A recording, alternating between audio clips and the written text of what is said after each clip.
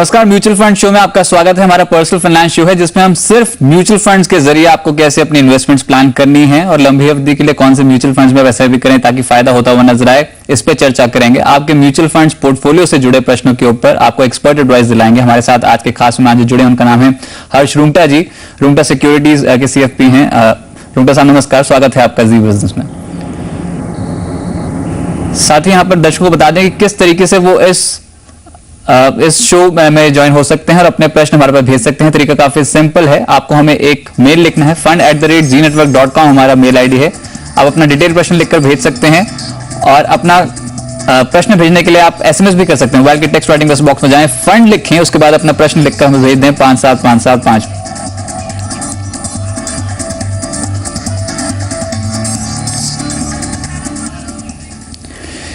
चलिए रुंगटा साहब, यहाँ पर सवालों का सिलसिला शुरू करते हैं और पहले प्रश्न जिन्होंने हमारे पास भेजा उनका नाम है संतोष जी, ओडिशा से हमारे साथ लाइन पे जुड़े हैं। संतोष जी नमस्कार, स्वागत है आपका जी बिजनेस में। आप पूछिए अपना प्रश्न। संतोष जी, टीवी की वॉल्यूम आपको म्यूट करनी पड़ेगी, हमसे डायरेक्टली बात कीजिए।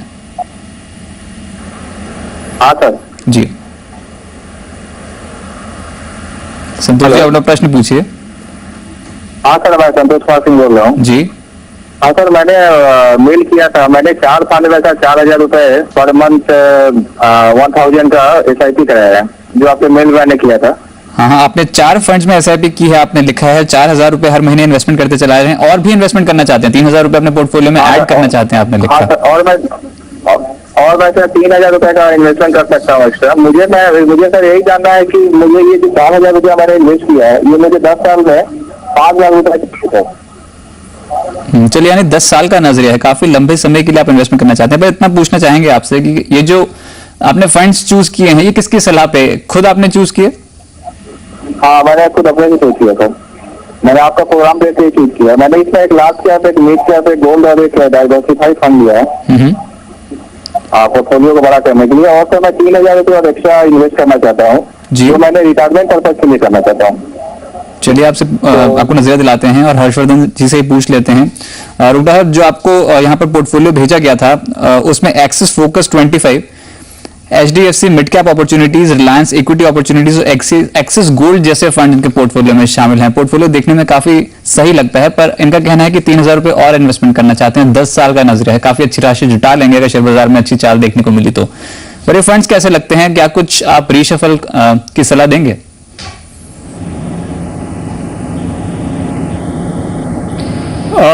संतोष जी, मैं आपको बता दूं, पहली बात, आपने जो स्कीम्स इंडिपेंडेंटली चूज की हैं वो सारी स्कीम्स अच्छी हैं। सिर्फ 1-2 फंड्स के जो ऑब्जेक्टिव है वो ओवरलैपिंग है। तो आपका जो टोटल पोर्टफोलियो है, जो एग्जिस्टिंग आपका 4,000 है प्लस जो 3,000 आपको नया करना है, पूरे 7,000 का मैं आपको 4 फंड्स बता देता हूं जिसमें आप ये स्प्लिट कर सकते हैं। आप एक्सिस फोकस 25 फंड में 2,000 रुपीज हर महीने का निवेश करिए। एक्सिस गोल्ड में 1,000 रुपया ही रहने दीजिए। HDFC मिड कैप अपॉर्चुनिटीज आप रिटेन करिए और उसमें 2,000 रुपया हर महीने का करिए। एंड HDFC इक्विटी फंड, इसमें बाकी का 2,000 रुपया कर दीजिए। इस प्रकार आपके जो फंड एलोकेशन होगा उसमें आपके गोल्ड, एक फोकस्ड जो लार्ज 25 कंपनीज है वो होंगी, मल्टी कैप फंड्स भी हो जाएंगे और आपके मिड कैप स्मॉल कैप्स भी होंगे। सिर्फ ध्यान रखिए कि आप ये फंड्स में जो इक्विटीज में इन्वेस्टमेंट करते हैं, आपका नजरिया 10 साल का है तो आप कंटिन्यू रखिए और मार्केट के सिचुएशन कुछ भी हो, आप कंटिन्यू बने रहिएगा। SIP का पर्पस ही वो है कि कोई भी मार्केट सिचुएशन हो, आप इन्वेस्ट करते रहें और आपको एवरेजिंग का बेनिफिट मिलता रहे। बस इस प्रकार आप अपना पोर्टफोलियो कंटिन्यू करिए। ध्यान रखिए, ये सारे जो 4 फंड्स हैं वो एक्टिवली मैनेज फंड्स हैं। सो आपको 2 साल बाद इनका जो परफॉर्मेंस है वो रिव्यू करिए और अगर कुछ चेंजेस करने की जरूरत पड़े तो आप उस समय करिएगा। रुंगटा साहब, मैं फिर से पूछूंगा, यहाँ पर एक्सिस गोल्ड फंड भी इनके पोर्टफोलियो में और गोल्ड पे दबाव है, क्या जारी रखें इन्वेस्टमेंट?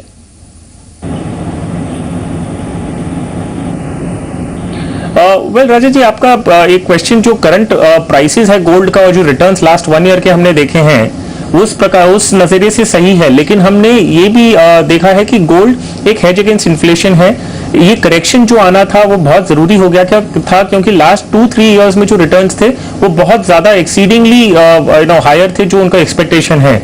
सो अभी ये रियलिस्टिक लेवल पे आ गया है और एक पोर्टफोलियो की डाइवर्सिफिकेशन और एसेट एलोकेशन पर्पस के लिए आप इसमें निवेश अभी भी करें तो कोई इशू नहीं है और आप सिस्टमैटिकली कर रहे हैं। सो ये आपको हेज अगेंस्ट इन्फ्लेशन, एक स्टेबिलिटी इन द पोर्टफोलियो जरूर देगा।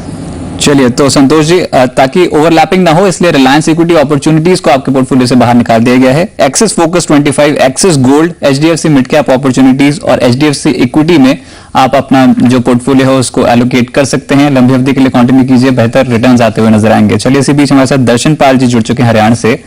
दर्शन जी नमस्कार, क्या सवाल है आपका? सर मैं इन्वेस्टमेंट करना चाहता हूँ 2 साल तक की। अच्छा, आपने ऑलरेडी कुछ इन्वेस्टमेंट किया हुआ है? मैं पहले मुझे नहीं शुरू करना चाहता हूँ। चलिए, 26 साल आपकी उम्र है, 40,000 आप कमाते हैं हर महीने और 2 साल के लिए, मात्र 2 साल के लिए इन्वेस्टमेंट करना चाहते हैं आप? हाँ, 2 साल तक करना चाहता हूँ। पर उम्र तो आपकी काफी कम है, आपको तो लंबी अवधि के लिए म्यूचुअल फंड में इन्वेस्टमेंट करना चाहिए। पर म्यूचुअल फंड में आपको बता दूं कि इक्विटी म्यूचुअल फंड्स में अगर आप अभी एलोकेट करना शुरू करेंगे एसआईपी के जरिए तो लंबी अवधि में काफी अच्छी राशि जुटा लेंगे। 2 साल बाद आपको कुछ रकम की जरूरत है जो आपने इतना शॉर्ट टर्म होराइजन रखा है। हाँ जी। चलिए, आपको नजर दिलाते हैं। तो इक्विटी तो आप सलाह नहीं देंगे रुंगटा साहब यहाँ पर अगर इन्वेस्टमेंट करना हो तो, पर इनकी उम्र के लिए, इनकी उम्र के लोगों के लिए तो एडवाइस यही होती है कि लंबी अवधि के लिए म्यूचुअल फंड में इन्वेस्टमेंट करें। कौन से फंड्स पे इनको नजर रख के चलनी चाहिए, क्योंकि मात्र 2 साल के लिए इन्वेस्टमेंट करना चाहते हैं और 3,000 हर महीने इन्वेस्टमेंट करेंगे?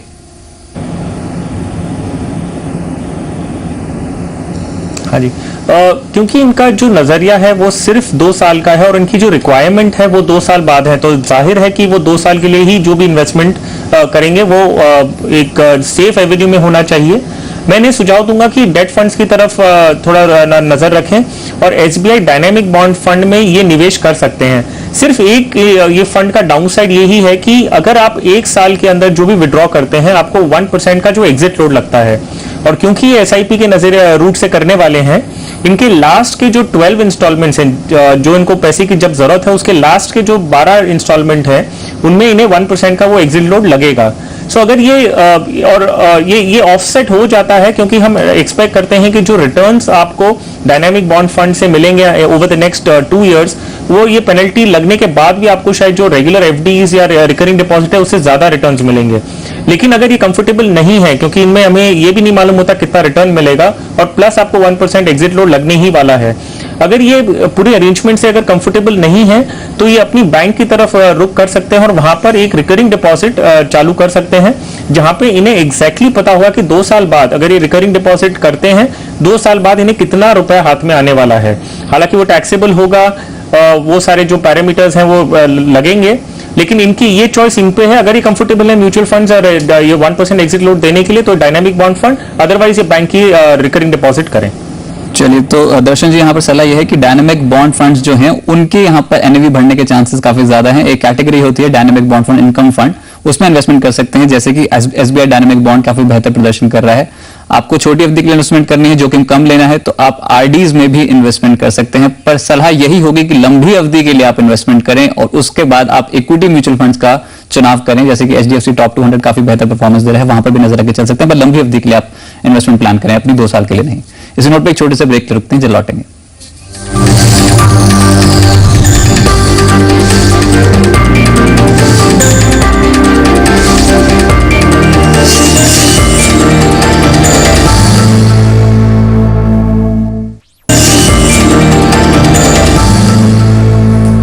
आप देख रहे हैं म्यूचुअल फंड शो, हमारा पर्सनल फाइनेंस शो है और म्यूचुअल फंड्स के जरिए आपकी इन्वेस्टमेंट प्लानिंग करा रहे हैं बाजार के एक्सपर्ट्स हैं। हमारे साथ हर्षवर्धन रुंगटा जी जुड़े हैं रुंगटा सिक्योरिटीज से, आपके म्यूचुअल फंड्स पोर्टफोलियो के ऊपर एडवाइस देने के लिए। आप भी इस शो में अपने प्रश्न भेज सकते हैं हमारे पास। तरीका काफी सिंपल है, आपको हमें एक ईमेल लिखना है, fund@gnetwork.com हमारा ईमेल आईडी है। डिटेल प्रश्न लिखकर भेजें, कॉन्टैक्ट नंबर जरूर मेंशन करें, या फिर म्यूचुअल फंड से जुड़ा कोई भी प्रश्न पूछने के लिए मोबाइल के जरिए फंड लिखें, उसके बाद अपना प्रश्न लिखकर हमें भेज दें 57575 पर।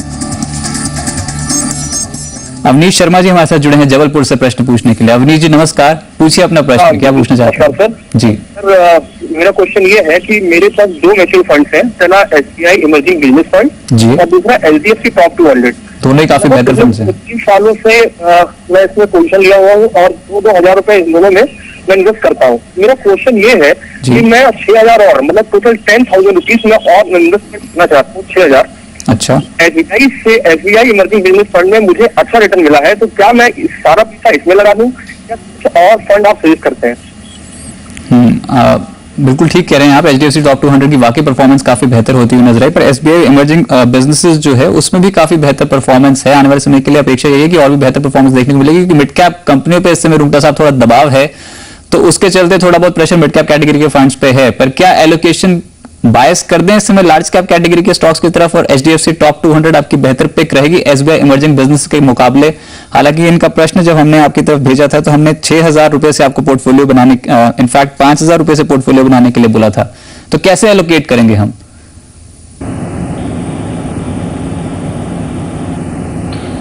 वेल राजेश जी, पहली बात, ये जो दोनों फंड इन्होंने जिसमें निवेश कर रखा है वो दोनों फंड्स अपनी कैटेगरी के बेहतरीन फंड्स हैं। सिर्फ मेरा पर्सनल हमेशा ओपिनियन यह रहा है कि आपका जो कोर पोर्टफोलियो होता है उसमें ज्यादा एलोकेशन आपका लार्ज कैप कंपनीज में होना चाहिए। मिड कैप कंपनीज में आप अपना एक पोर्टफोलियो छोटा सा बना सकते हैं जिसमें आपको एक वो एक्स्ट्रा जो बूस्ट है अपने पोर्टफोलियो में वो मिल सकता है, लेकिन जो कोर पोर्टफोलियो वो हमेशा आपका एक लार्ज वेल एस्टैब्लिश्ड कंपनीज में होना चाहिए। सो इसी प्रकार अगर हम यही मोटिव को आगे बढ़ाएं तो इनका जो इन्वेस्टमेंट, इन्हें जो फ्रेश जो ओरिजिनल इनका 5,000 है या और कोई अमाउंट भी करना है, उसका जो मेजर 80% अगर वो 10,000 करना चाहते हैं, सो 80% of that which is 8,000 rupees वो लार्ज कैप और मिड कैप कंपनीज के पोर्टफोलियो में कर सकते हैं जो है एचडीएफसी टॉप 200। बाकी का जो 20% है विच कैन बी इधर 1,000 और 2,000 डिपेंडिंग ऑन द पोर्टफोलियो, वो चीज वो एसबीआई इमर्जिंग बिजनेसेस फंड में रखें। इसका कॉम्बिनेशन हम अगर देखें, एचडीएफसी टॉप 200 जो है वो लार्ज एंड मिड कैप में करता है, एसबीआई इमर्जिंग बिजनेसेस फंड जो है वो mid cap and small cap में करता है। सो इनका ले दे के भी इनका जो मिड कैप का पोर्टफोलियो है वो इनका फिर भी अच्छा खासा होगा, एक्सपोजर इनका मिड कैप कंपनीज में रहेगा प्लस लार्ज कैप। तो ये एक पोर्टफोलियो अगर बना के चलें तो ये शायद एक ज्यादा स्टेबल और प्रिडिक्टेबल पोर्टफोलियो बना सकते हैं फ्यूचर के लिए।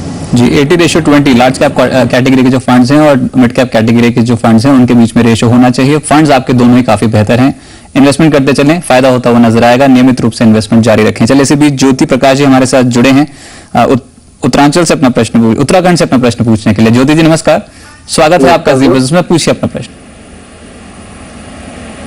ज्योति जी मेरी आवाज आपको आ रही है तो अपना प्रश्न पूछ सकते हैं आप। जी आ रही है जी, पूछिए अपना प्रश्न। ज्योति मैं पूछना चाह रहा था जी, मेरी अभी जो है 30,000 जो है मंथली सारे एक्स्ट्रा निकल कर मैं सेव कर लेता हूँ अपनी सैलरी में से। ठीक है, तो सर मैं अभी म्यूचुअल फंड में मेरी किसी प्रकार की जानकारी नहीं है। पहली बार इन्वेस्टमेंट करना चाहते हैं, 10,000 रुपए हर महीने आपने कहा आप इन्वेस्टमेंट कर लेंगे म्यूचुअल फंड में। उम्र आपने बताई 34 साल। जी सर। चलिए आपको बताते हैं म्यूचुअल फंड्स के फायदे और म्यूचुअल फंड्स में कैसे आप लंबी अवधि के लिए पोर्टफोलियो बना सकते हैं। पहली बार इन्वेस्टमेंट करना चाहते हैं, ये लॉन्ग टर्म के लिए उतरेंगे यहाँ पर रुंगटा साहब, तो क्या फंड्स इनके लिए ठीक रहेंगे? पहली बार इन्वेस्टमेंट करने होंगे तो क्या कुछ इनको फॉर्मेलिटीज पूरी करनी होगी, किससे संपर्क करें, फॉर्म फिल प्रोसेस कैसे करेंगे?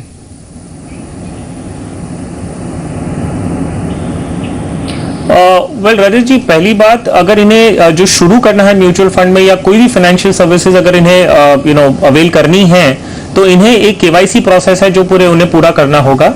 वो आप अपने म्यूचुअल फंड के पॉइंट ऑफ सेल्स के भी पास भी जा सकते हैं, आपके स्टॉक ब्रोकर के पास जा सकते हैं और एक कॉमन केवाईसी आप फुलफिल कर सकते हैं। लेकिन मेरा सिर्फ एक चीज कहना होगा ज्योति जी से कि अगर ये इन्वेस्टमेंट स्टार्ट कर रहे हैं, ये बहुत जरूरी है कि ये एक गोल बनाए, अपना एक ऑब्जेक्टिव बनाए कि किस लिए इन्वेस्ट करना चाहते हैं, क्या टाइम होराइजन है, इनका रिस्क प्रोफाइलिंग क्या है, और उसी बेसिस पे एक एसेट एलोकेशन प्लान बनेगा जिसमें ये डिटरमाइन होगा कि कितना ये इक्विटीज में करें, कितना डेट में और कितना रियल एस्टेट या गोल्ड या प्रेशियस मेटल्स में कर सकें। इसके लिए मेरी सुझाव इनके लिए रहेगा, क्योंकि अभी नया स्टार्ट कर रहे हैं, ये एक फाइनेंशियल प्लानर से एक 1-to-1 मीटिंग करें, पूरी डिटेल में अपना रिक्वायरमेंट्स पुटअप करें और उसी बेसिस पे एक प्लान बनाएं, तो इन्हें शुरुआत से ही एक अच्छा प्लान बनेगा, ना कि आगे जाके अगर वो कुछ गलती करते हैं 3-4 साल बाद उसे रेक्टिफाई करना पड़े। सो ये मेरा इनके लिए, without getting into any products, मैं नहीं चाहता कि कोई भी प्रोडक्ट या कोई भी इक्विटी डेट की स्कीम का नाम लूं, मैं पहले ही चाहूंगा कि ये एक फाइनेंशियल प्लानर से मिले और एक अपना पूरा प्लानिंग ढंग से करें, तो शुरुआत ही अच्छी होगी, तो इन्हें कभी भी अपने पूरे फाइनेंशियल प्लान या पूरे आगे फ्यूचर में इन्हें दिक्कत नहीं आएगी। रुंगटा जी, अगर कोई फंड वैसे चूज करना हो, किसी को अगर पहली बार इन्वेस्टमेंट करनी हो, तो आप क्या सलाह देंगे? लार्ज कैप कैटेगरी के स्टॉक्स, इंडेक्स फंड्स में इन्वेस्टमेंट कर सकते हैं? कोई फंड्स आपके जहन में? एब्सोल्युटली, अगर कोई इंसान है जिनकी अगर कोई एक्सेस नहीं है एडवाइस की या कोई टाइम नहीं मिलता उनके पास कि फाइनेंशियल प्लानर से मिलकर डिटेल स्टडी कर सकें, उनके लिए अगर ये लॉन्ग टर्म का व्यू है, अगर कोई भी उनका जो गोल है वो 10 साल के ऊपर है, सो बिगिनिंग पॉइंट, जो स्टार्टिंग पॉइंट है वो है कि आप इंडेक्स फंड में आप ब्लाइंडली पैसे डाल दीजिए, क्योंकि इंडेक्स फंड एक जो कंपोज किया जाता है उसकी एक पूरा साइंटिफिक वे में कंपोज किया जाता है, जिसका फ्री फ्लोट है मार्केट का, जो लार्ज कैप कंपनीज हैं। तो आपका निवेश, एक चीज श्योर है कि आपको कुछ भी चीज पे भरोसा नहीं रख के सीधा इंडेक्स फंड में निवेश करें, उसके कॉस्ट कम होते हैं, आपको ट्रैकिंग के लिए आसान होता है। तो अगर शुरुआत करनी है किसी को लॉन्ग टर्म के लिए तो इंडेक्स फंड से डेफिनेटली शुरू कर सकते हैं। चलिए इसी नोट पे एक छोटे से ब्रेक लिए रुकते हैं, कहीं मत जाइए। और आपको बता देंगे, आपको भी इस शो में हिस्सा लेना है, अपने प्रश्न हमारे पास भेजने हैं। म्यूचुअल फंड से जुड़ी हुई कोई भी जानकारी लेना चाहते हो आप, या फिर आप कोई सवाल पूछना चाहते हो अपने मौजूदा पोर्टफोलियो पे, या फिर नया पोर्टफोलियो बनाना चाहते हो, तो करना सिर्फ आपको यह है कि fund@zenetwork.com पे हमें एक मेल लिखनी है, या फिर हमें आप SMS कर सकते हैं। मोबाइल के टेक्स्ट राइटिंग मैसेज बॉक्स में जाएं, फंड लिखें, अपना प्रश्न लिखकर हमें भेज दें 57575 पर।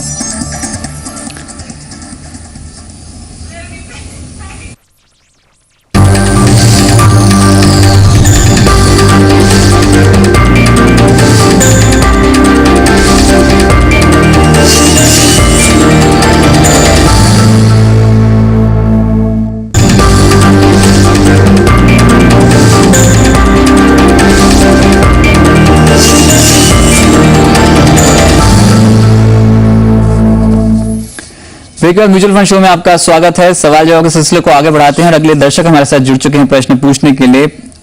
प्रभदीप जी हमारे साथ लुधियाना से लाइन पे हैं। प्रभदीप जी नमस्कार, स्वागत है आपका जी बिजनेस में। आप पूछिए अपना प्रश्न, क्या पूछना चाहते हैं म्यूचुअल फंड से जुड़ा हो? सर मैंने ये पूछना था, अगर मैं म्यूचुअल फंड में 25 लाख इकट्ठे लगाता हूँ, अच्छा जी, तो मुझे इसमें इंटरेस्ट मिलेगा और कितना मिलेगा? अच्छा, पर एक साथ आपने पहले कभी म्यूचुअल फंड में इन्वेस्टमेंट की है? सर मेरी म्यूचुअल फंड में डेफरॉक और लेस गोल्ड में चल रही है सिर्फ। सोने में ज्यादा इन्वेस्टमेंट, आपने देखा होगा सोने के प्राइस जबरदस्त तरीके से गिरे हैं पिछले कुछ महीनों में। हाँ जी सर। और म्यूचुअल फंड्स पे जो इन्वेस्टमेंट होती है वो शेयर बाजार में होती है, तो आप शेयर बाजार के जोखिमों से भी वाकिफ होंगे। यहाँ पर शेयर बाजार में भी गिरावट देखने को मिल रही है। हाँ जी सर, मेरे को किसी ने बताया था भी अगर आप में करते हो तो शेयर मार्केट ऊपर जाए नीचे तो आपके प्रिंसिपल में से कुछ नहीं कटेगा। मतलब आपने अगर म्यूचुअल फंड में इन्वेस्टमेंट कर दी तो आपके प्रिंसिपल में से कुछ ऐसा होता नहीं है। यहाँ पर जब भी शेयर बाजार में इन्वेस्टमेंट करेंगे आप, तो वो बाजार जोखिमों के अधीन ही होती है। ऊपर जाएगा बाजार तो आपकी इन्वेस्टमेंट बढ़ेगी, नीचे जाएगा तो आपकी इन्वेस्टमेंट घटेगी। एक साथ इन्वेस्टमेंट करना चाहते हैं और रिलायंस MIP पे भी आपने प्रश्न पूछा है। हाँ जी सर। चलिए आपको बताते हैं। रुकदा साहब, आपने इनका प्रश्न सुना और जिस तरीके से इन्वेस्टमेंट प्लान कर रहे हैं, 25 लाख एक साथ इन्वेस्टमेंट करनी है इनको, पर एक साथ इन्वेस्टमेंट करने का ऑब्जेक्टिव तो इनका हमने देखा कि यहाँ पर प्रिंसिपल पे कोई भी जोखिम नहीं लेना चाहते हैं ये, पर कौन से फंड्स में इन्वेस्टमेंट करें? क्या MIP बिल्कुल ठीक फंड है उसके लिए इन्वेस्टमेंट करने के लिए, ताकि इनको नियमित आय मिल जाए? ऐसा कुछ हो सकता है बाजार में? यहाँ पर 25 लाख रुपए इन्वेस्टमेंट करें और कैपिटल भी सेफ रहे।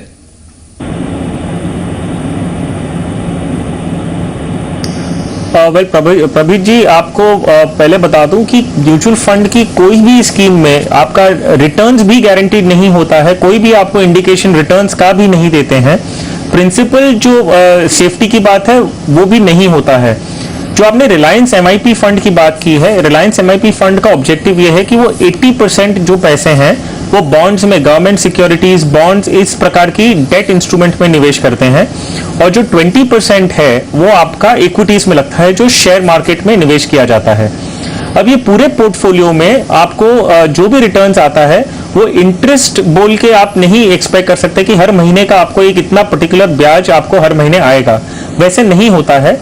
जो भी रिटर्न्स इस पोर्टफोलियो पे जनरेट होता है और जितना आपको डिविडेंड अनाउंस किया जाता है वो आपको मंथली, क्वार्टरली, हाफ ईयरली या जैसे भी अनाउंस होता है वैसे आपको दिया जाता है।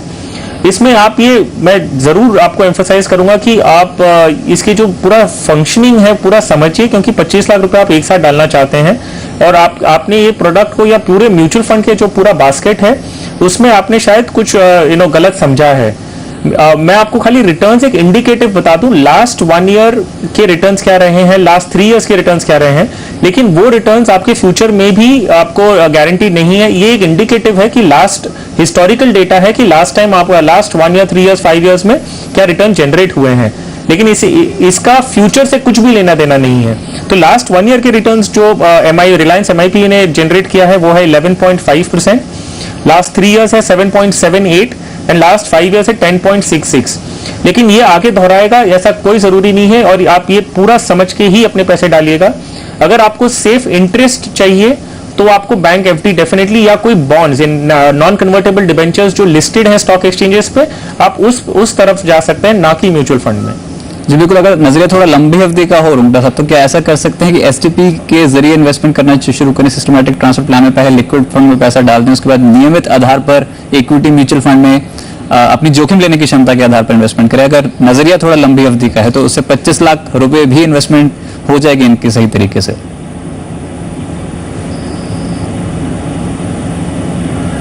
राजेश जी, आपका जो ये ऑप्शन है ये बहुत अच्छा ऑप्शन है, लेकिन जहां तक हम प्रभीत जी का बात कर रहे हैं, इन्होंने अपना पूरा जो कॉन्सेप्ट है म्यूचुअल फंड का वो ही नहीं सही तरीके से समझा है, या इन्हें समझाया कुछ गलत समझाया गया है। ये जरूरी है कि वो कॉन्सेप्ट पहले म्यूचुअल फंड का समझे, फिर आप एसआईपी कर रहे हैं या एसटीपी कर रहे हैं, ये कॉन्सेप्ट आप बाद में दे सकते हैं। लेकिन जहां तक मैं समझा हूं, इन्होंने ये पूरा जो सिस्टम है वो सिस्टम ही नहीं समझा है, तो ये शायद आज की तारीख में इनके लिए सजेस्टेड नहीं होगा। चलिए ठीक है, तो अगर आप इन्वेस्टमेंट करना चाहते हैं तो लिक्विड फंड्स या फिर बॉन्ड फंड में इन्वेस्टमेंट करें, उसमें जोखिम काफी कम रहता है। एमआईपी में भी इन्वेस्टमेंट करेंगे तो उसमें भी इक्विटी कंपोनेंट होता है 20 से 25% का, तो जोखिम वहां पर भी रहेगा। नियमित आय की गारंटी नहीं है, अगर फंड को बेहतर आय हुई तो उस आधार पर आपको डिविडेंड मिलेगा, जिससे आपकी नियमित आय होती हुई नजर आएगी। तो सोच समझ के म्यूचुअल फंड्स में इन्वेस्टमेंट करें। हर्षवर्धन साहब, बहुत बहुत शुक्रिया आपका हमारे साथ जुड़ने के लिए, म्यूचुअल फंड्स पे इंडस्ट्री पर चर्चा करने के लिए, साथ ही दर्शकों के सवालों का जवाब देने के लिए बहुत बहुत शुक्रिया। फिलहाल म्यूचुअल फंड शो से बस इतना ही। आप देखते रहिए जी बिजनेस, आपका फायदा। नमस्कार।